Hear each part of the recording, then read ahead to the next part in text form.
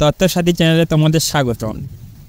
এবার রাজ্যের জেলায় স্বাস্থ্য ও পরিবার কল্যাণ সমিতির বিভিন্ন পদে কর্মী নিয়োগ করা হবে। কোন জেলায় নিয়োগ করা হবে, শিক্ষাগত যোগ্যতা, কত শূন্যপদ থাকছে, বিস্তারিত জানতে পুরো ভিডিওটি দেখুন এবং নিয়মিত আপডেট পেতে চ্যানেলটিকে সাবস্ক্রাইব করে রাখুন।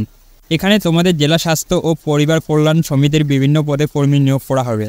মাল্টিপারপাস ওয়ার্কার পদে আবেদনের জন্য প্রার্থীদের স্বীকৃত বিশ্ববিদ্যালয় থেকে উত্তীর্ণ হতে হবে, সঙ্গে কম্পিউটার ডিপ্লোমা কোর্সের শংসাপত্র থাকতে হবে।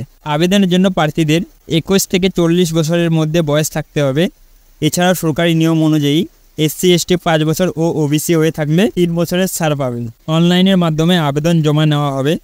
আবেদনের জন্য SC ST 50 টাকা ও OBC ও জেনারেলদের জন্য 100 টাকা আবেদন মূল্য ধার্য করা হবে। অবশ্যই আবেদনের জন্য আলিপুরদুয়ার জেলার স্থায়ী বাসিন্দা হতে হবে। আবেদন প্রক্রিয়া ইতিমধ্যেই শুরু হয়ে গেছে এবং আগামী 29 আগস্ট পর্যন্ত শিক্ষার্থীরা অনলাইনের মাধ্যমে আবেদন করতে পারবে। অবশ্যই আবেদন প্রার্থীকে বাংলা ভাষা লিখতে ও পড়তে জানতে হবে।